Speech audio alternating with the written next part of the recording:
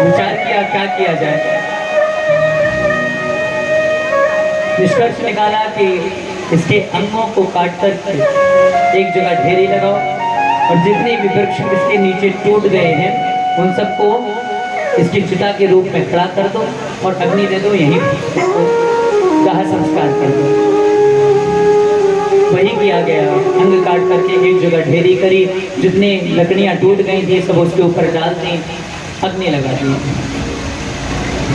सुखदेव जी महाराज परीक्षित को ये कथा सुनाते सुनाते कहने लगे, परीक्षित यहाँ पर एक बहुत आश्चर्यचकित कर देने वाली घटना हुई। क्या? वो घटना ये हुई कि जिस समय पूतना के शरीर को अग्नि दी गई उस समय उसके शरीर से जो धूम्र निकला, जो धुआं निकला, उस धुएं से सुगंधी आई। परीक्षित ने पूछा, महाराज ये कैसे संभव हो सकता है? अरे पूतना इतनी भयंकर राक्षसी थी, उसने इतने जीवों को खाया है, उसने इतना रक्त पिया है, उसके शरीर से तो दुर्गंधी आनी चाहिए थी, सुगंधी कैसे आई है?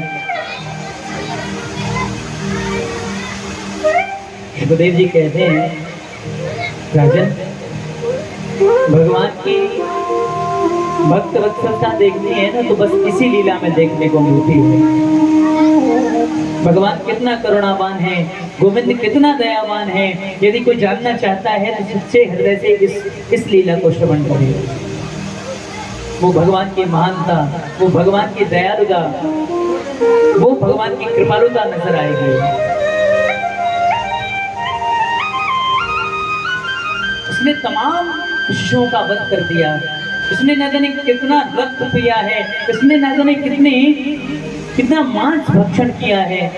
फिर भी जब इसका अंतिम समय आया, जब इसको अग्निदाह किया गया तो इसके मृत शरीर से दुर्गंधी के स्थान पर सुगंधी निकली। किसी ने पूछा, महाराज ऐसा क्यों हुआ? तो संत कहते हैं, भैया भगवान इतना बड़ा दयालु है कि भगवान ने विचार किया कि ये कर्म एक माँ कर सकती है। अपने बच्चे को स्तन से दूध एक माँ पिला सकती है, इसीलिए इसने जो कृत्य किया है वो तो माँ का किया है।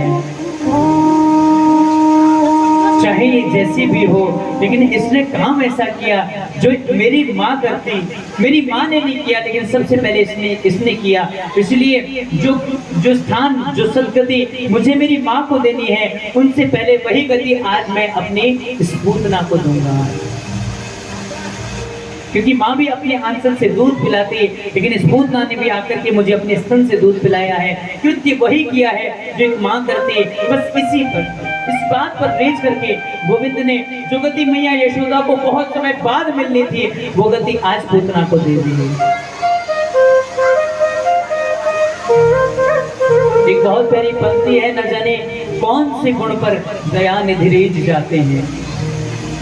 कोई पता नहीं कब ठाकुर जी किस बात पर रीझ जाए।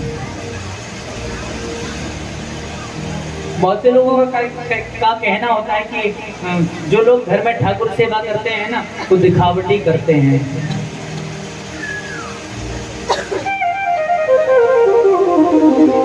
शायद उन मूर्खों को अभी तक ये आभास नहीं हुआ कि हमारा ठाकुर कोई पीतल की प्रतिमा नहीं, बल्कि हम सबके घर का सदस्य, हमारा लाला, हमारा पिता है। गोविंद की सच्चे हृदय से सेवा की जाए। बहुत से परिवार महाराज ऐसे भी हैं जो ठाकुर जी का स्वरूप ले तो आए हैं, ठाकुर जी को घर में ले तो आए हैं, लेकिन घर के मंदिर में बिठा करके चार अगरबत्ती सुबह को घुमा दी, 4 शाम को घुमा दी, 4 चिनौरी सुबह चढ़ा दी, 4 शाम को चढ़ा दी, ऐसे पूजा।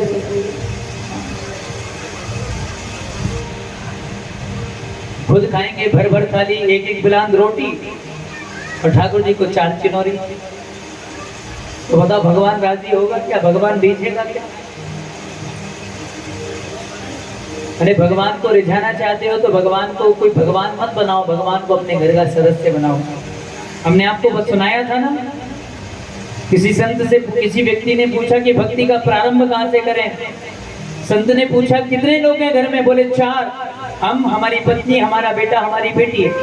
बोले आज से जो काम अपने इन चारों बच्चों के लिए, इन चारों लोगों के लिए करते हो, वही आज से 5 लोगों के लिए करना प्रारंभ कर दो। बोले महाराज 5 कौन? बोले 5वां वो जो तुम्हारे घर के मंदिर में बैठा है, 5वां वो। कोई उत्सव आवे, वस्त्र बनवाओ तो 5 के लिए बनवाओ, 4 के लिए नहीं। घर में कुछ लेकर के आओ तो 5 के लिए लेकर के आओ, 4 के लिए नहीं। भक्ति का आरंभ ही यहीं से है। भगवान को अपने जीवन का सदस्य बना लेना, ये भक्ति का एक बहुत बड़ा चरण है महाराज।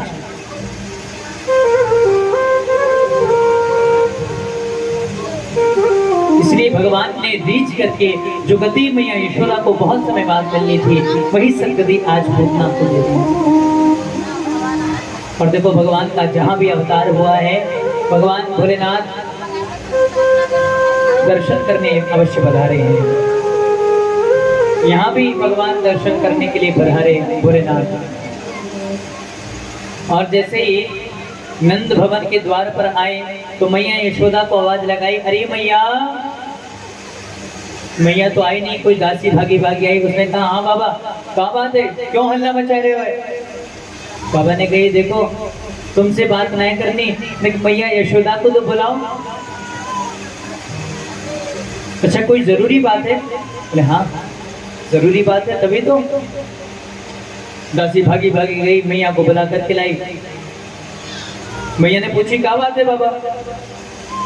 भोलेनाथ कहने लगे मैया वैसे तो कोई विशेष बात नहीं, लेकिन देख मैं बहुत दूर से आया हूँ, मैं कैलाश में तपस्या कर रहे हो, मुझको खबर लगी कि तेरे यहाँ लाला जन्मो है, तो जाके टाइम में दर्शन करने के लिए आए हो, तो अपने लाला को लेके आ, मैं कोई दर्शन करा दे।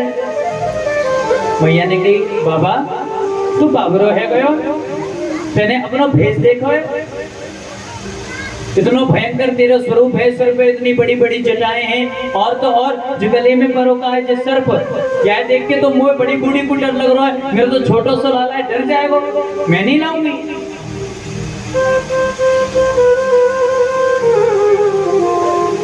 तो बाबा देखो अब किसी से कोई अपना निजी काम कराना हो ना, तो एक बढ़िया साधन है, उसकी प्रशंसा करना शुरू कर दो, उसकी पढ़ाई करना शुरू कर। अरे भैया तुम तो बहुत बढ़िया हो, हाँ हाँ कितना तुम इतना बढ़िया काम करते हो, भैया देख हमारा काम कर दो।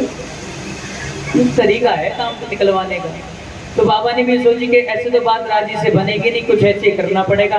तो महाराज आज बाबा ना मैया के लाला को आशीर्वाद देने लगे, और बाबा कहने लगे अरे मैया सुन, जुग जुग जीवेरी यशोदा मैया तेरो ललना, जुग जुग जीवेरी यशोदा मैया तेरो ललना, तेरो ललना मैया तेरो ललना, तेरो ललना मैया तेरो ललना, जुग जुग जीवेरी यशोदा मैया तेरो ललना, जुग जुग जीवेरी यशोदा मैया तेरो ललना।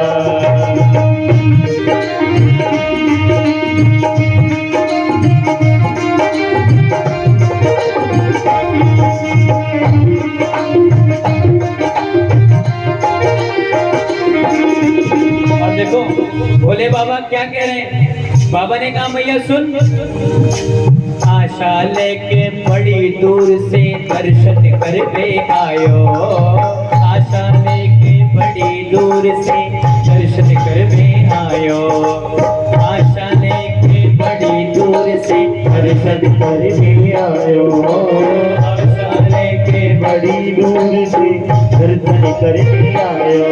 हरि मेरो इस जगत को स्वामी पोतने को दिखलायो, मेरो इस जगत को स्वामी तो मैंने को दिखलायो, तेरो जीवेरी यशोदा मैया तेरो ललना, तेरो जीवेरी यशोदा मैया, जो जो चाहते हैं मैया दर्शन कराए तो हाथ उठा के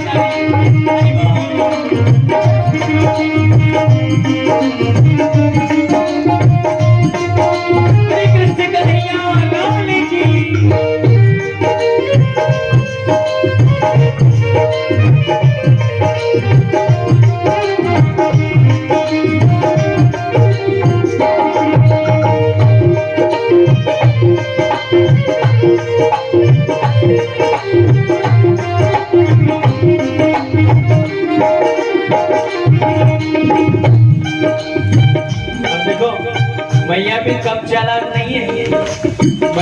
सोची कि आज कछु करूंगी लेकिन लाला नहीं दिखाऊंगी। तो मैया कह रही है जो मांगे सो ले जा बाबा, भोजन तो ही करा दो।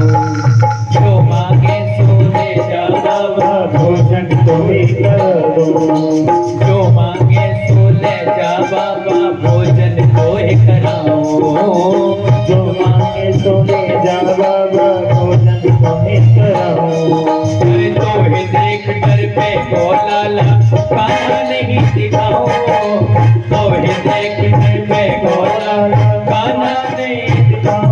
मेरो छोटो सो ललनवा, मेरो ललना, मेरो छोटो सो ललनवा, मेरो ललना। आज कुछ मेरी यशोदा मैया, मेरो ललना। कुछ मेरी यशोदा मैया, मेरो ललना।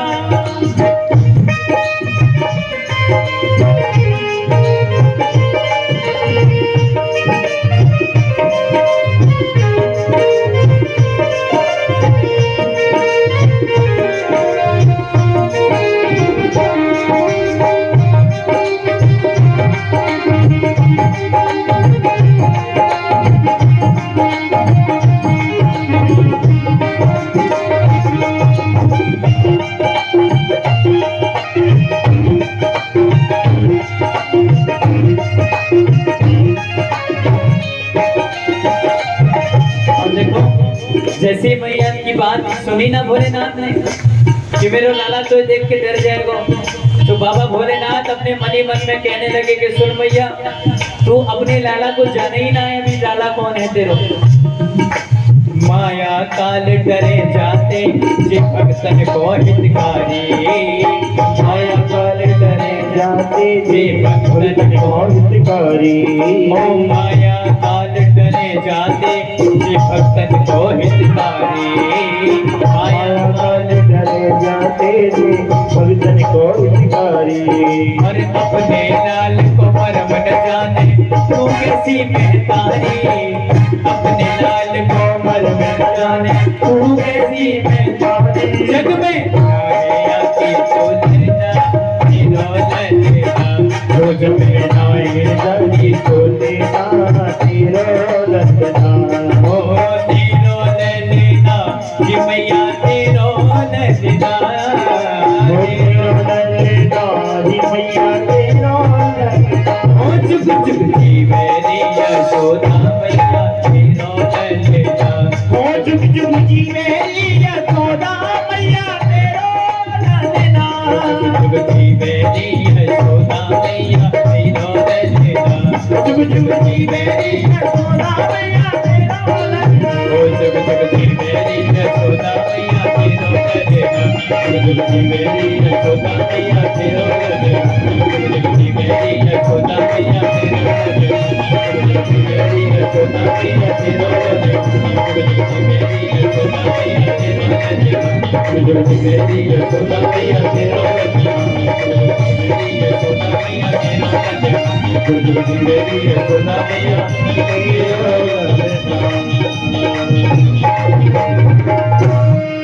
बोले कृष्ण लाल की जय हो। बहुत प्रकार से मनाने का प्रयास किया। भोलेनाथ को मैया ने दर्शन नहीं किया कराए अपने लाला के। भोलेनाथ रूठ करके एक दूर जाकर के वृक्ष की छांव में बैठ गए और वहीं जाकर के भगवान से मनी मन प्रार्थना करने लगे। बोल कि प्रभु इतनी दूर से आपके दर्शन करने के तय आए हो, लेकिन असफल है कि जाऊंगा, ये अच्छी बात ना है।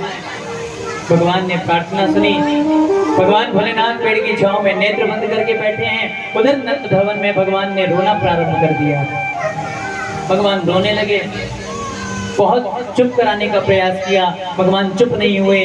तभी किसी सखी ने कहा, मैया हमें तो ऐसा लगे जैसे वो जो बाबा जी आए हो ना, वही कोई जादू टोना तेरे लाला पे कर गए हो। हमने तो ऐसा सुनी है कि जो बाबा जादू टोना करे आए, वही जादू टोना उतार वो जाने, वाको जादू टोना कोई और ना उतार सके। मैया ने जैसी ये बात सुनी तो मैया ने सखी को दौड़ाया कि जाकर के पहले वो बाबा जी अभी ज्यादा दूर नहीं गया होगा, बुला करके ला। सखी भागी भागी गई। भगवान भोलेनाथ पेड़ की छांव में बैठे थे। सखी ने जैसे ही देखा बाबा को जगाया, अरे बाबा चल, तुझे नंद रानी ने याद किया है। भोलेनाथ ने जैसे ही बात को समझा, सारी लीला को समझा, तो भोलेनाथ भी थोड़े कौतुक करने लगे। भोले बाबा ने कहा, नहीं हम नहीं जाते, जो हमें एक बार अपने द्वार से भगा देता है हम दोबारा उसके घर नहीं जाते। सखी ने बहुत प्रार्थना करी, मिन्नत करी, अरे बाबा तू नाराज मत होए, तू गुस्सा मत करे, देख हम माफी मांग रहे हैं नंद रानी की ओर से, बस तू चल। भोलेनाथ राजी हो गए। आए द्वार पर, जैसी नंद रानी द्वार पर आओ भगत करने आई तो भोले बाबा ने पहले ही प्रश्न कर दिया, मैया आ तो गए हूँ, पहले ये बात बता लाला के दर्शन करावेगी कि ना? भैया ने कहा ठीक, लाला के दर्शन तो कर लिए, लेकिन देख नेक नेक दूर से करिए। हाँ मैं डर रही हूँ तो देख के, तो मेरा लाला तो भी बहुत छोटा है, डर जाएगा, यानी दूर से करिए। भोले बाबा ने कही पहले लाला को लेके तो आ। मैया गई, जा करके भीतर से लाला को लेकर के आई, दूर से दर्शन कराए। लेकिन भगवान अभी चुप नहीं हो रहे। मैया ने कही देखियो अभी तक तुझे चुप नहीं हो रहे, तू नजर लगा के गयो, तूने कोई जादू टोना को रहे, तू जादू टोना उतार। बाबा ने कही देख मैया जादू टोना तो करबो, मुँह पे आगो ना है, उतारनो बड़ी बात जानू मैं, उतारनो बहुत अच्छे से आवे, करनो नहीं आवे। हाँ या फिर बहुत भयंकर जादू है, हाँ बहुत भयंकर नजर लगी गई है, मैं उतार दूंगा, लेकिन बाकी नहीं तो पास आना पड़ेगा ना, करीब आना पड़ेगा। अच्छा दूर से बात नहीं बनेगी? तो नहीं, दूर से नहीं उतरेगा, बहुत भयंकर जादू है, ऐसे नहीं जाएगा, पास आना पड़ेगा। मैया डरते डरते कन्हैया को पास लेकर के गई। भगवान भोलेनाथ ने अपना मस्तक नीचे कर लिया और मैया से कहा, मैया बस अपने लाला के चरण यहाँ मेरे शीश पे धर दे। और ये बात सुनकर के मैया ने लाला के चरण भोलेनाथ के शीश पर रख दिए, जटाओं पर रख दिए। भोले बाबा बड़े प्रसन्न हुए। भोले बाबा ने कहा देख मैया, यह ऐसा उपाय करके जाऊंगा कि दोबारा जीवन में कभी नजर नहीं लगेगी, बस तो एक छोटा सा काम करना पड़ेगा। बोले क्या? कोई काम ये करना पड़ेगा, देख या घर में एक मंदिर बनवा, मेरा एक मंदिर बनवा और मेरी शिवलिंग वहां स्थापित करियो जहां से तेरे लाला को स्नान करायो भय जल गुजर के जावे, जहां से तेरे लाला जा जल से नहावे वो जल मेरे ऊपर से उतर के जावे, बस ऐसी जगह मेरा मंदिर बनवा दे, जीवन भर तेरे लाला को कोई जादू नहीं लगेगा, कोई टोना नहीं लगेगा। इतना कह करके दर्शन करके भोलेनाथ वापस कैलाश को लौट गए। 6 महीने गुजर गए महाराज। भैया ने एक दिन भगवान को एक शकट के नीचे लिटा दिया। शकट कहते हैं एक तखत जैसा होता है जिस पर माखन की मटकियां मैया लगा दिया करती थी, तो शकट के नीचे भगवान को लिटा दिया। मैया घर के कामकाज में व्यस्त हो गई। तो अभी कंस के द्वारा भेजा गया एक असुर शकट के ऊपर आकर के बैठ गया, और जैसे शकट के ऊपर आकर के बैठा तो उसने देखा कि जिसने पूतना को मारा था, जो भगवान कंस का काल है, वो यही बालक है, इसको मारना है। तो शकट के ऊपर बैठे बैठे शकटासुर ने जैसे नीचे की ओर झांका तो भगवान ने नीचे लेटे लेटे ही शकटासुर को देख लिया। भगवान बोले ओहो मामा जी आ गए आप, कोई बात नहीं आप आ गए, आपका स्वागत है। तो महाराज शकटासुर ने क्या काम किया, जिस शकट पर बैठा था उस शकट पर बैठे बैठे अपना भार बढ़ाना प्रारंभ कर दिया, जिससे जो शकट था वो नीचे धंसने लगा, दबने लगा, और उस शकट में नीचे भगवान लेटे थे, प्रभु लेटे थे। और जैसे शकट नीचे की ओर दबा तो भगवान ने लीला कर दी। क्या किया, अपना नन्हा सा पांव उठाया और पांव उठा करके नीचे से ही ऊपर की तरफ लात लगाई, और जैसे ही लात मारी तो वो शकटासुर उस शकट के साथ ही हवा में उड़ता चला गया, उड़ता चला गया, और नीचे आते आते धड़ाम से शकट तो गिरा, लेकिन शकटासुर ऊपर ही रह गया, उसका भगवान ने उद्धार कर दिया। भक्तवत्सल भगवान की, इस प्रकार से भगवान ने शकटासुर का उद्धार किया। समय गुजरा।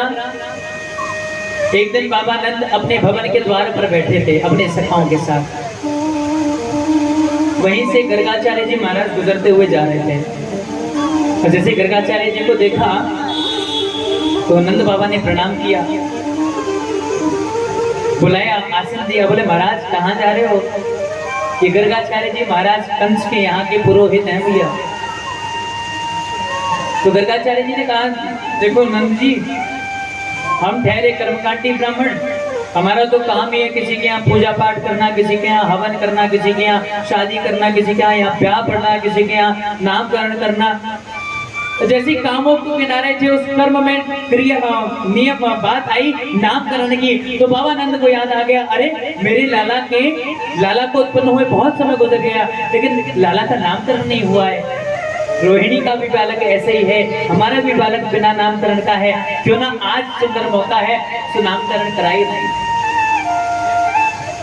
ये बात जैसे मन में भाव जागृत हुआ तो गर्गाचार्य जी कहने लगे, बाबा आप भले आए, देखो महाराज हमारे घर में भी 2 बालक हैं, उनका भी कोई नामकरण नहीं हुआ है, तो आप आए गए तो लगे हाथ नामकरण ही कर दो हमारे बालकों का। गर्गाचार्य जी ने कहा देखो नंद जी, हम आपको बहुत पहले से जानते हैं, आपके घर में छोटा सा भी यदि कोई उत्सव होता है ना तो आप बहुत सुंदर रूप से उसको मनाते हो, और अब तो कंस का शत्रु भी आपके घर में है, आप जब उत्सव करोगे तो कंस को पता चल जाएगा, पता चलेगा वो फिर किसी न किसी असुर को भेजेगा, और यदि गलती से इसको ये पता पड़ गया कि आपके बालक का नामकरण संस्कार हम कर रहे हैं तो वो हमें मृत्युदंड दे देगा, क्योंकि हम उसी के यहाँ के पुरोहित हैं। बाबा नंद ने समझाया कि गर्गाचार्य जी आप बिल्कुल चिंता न करो, हम किसी को कानो कान खबर ही नहीं होने देंगे, और तो और हम घर में अपने भवन में नामकरण कराएंगे नहीं, हम तो गौशाला में जहाँ कोई नहीं जाता है वहाँ नामकरण कराएंगे। इस बात को सुन करके गर्गाचार्य जी राजी हो गए। गर्गाचार्य जी को गौशाला में पहुंचा करके आसन बिछा करके बिठा करके बाबा नंद भागी नंदी भवन की वहां जाकर के मैया यशोदा और मैया रोहिणी को अवगत करा दिया कि देखो बहुत ही विद्वान ब्राह्मण, बहुत ही बड़े ज्योतिषाचार्य पधारे हैं, और जब आ गए हैं तो हमने सोचा बालकों का नामकरण भी करा दें, इसलिए हमने उनको ले जाकर गौशाला में बिठा दिया है। आप दोनों बच्चों को तैयार करके सीधा जल्दी से गौशाला में पहुंचो। इतना कहकर गर्गाचार्य जी तो चले गए। अच्छा, माताओं का दिमाग बहुत तेज होता है, माता बहुत कम अपने दिमाग को शांत रहने देती है। दोनों मैयाओं ने सोचा कि बाबा कह रहे थे बहुत विद्वान है, बहुत बड़ा ज्योतिषाचार्य है, तो सच्ची में ज्योतिषाचार्य है या वैसे ही खड़िया पलटन है, इस बात की परीक्षा भी तो लेनी है। तो इसलिए मैयाओं ने क्या काम किया, अपने दोनों लालाओं को निला धुला करके सुंदर वस्त्र पहना करके सजाया, और सजा करके बालकों को बदल लिया।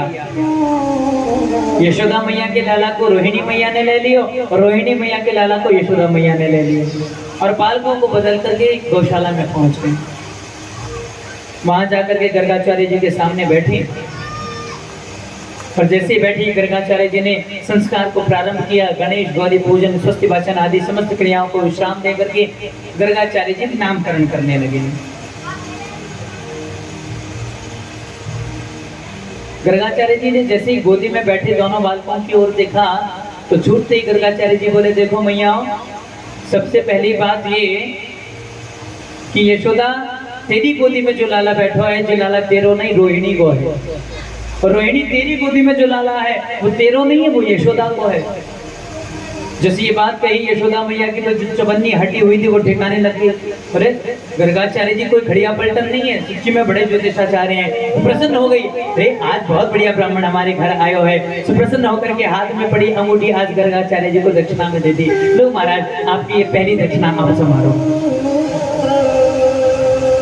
अब गर्गाचार्य जी नामकरण करने लगे, बालकों को बदल दिया गया।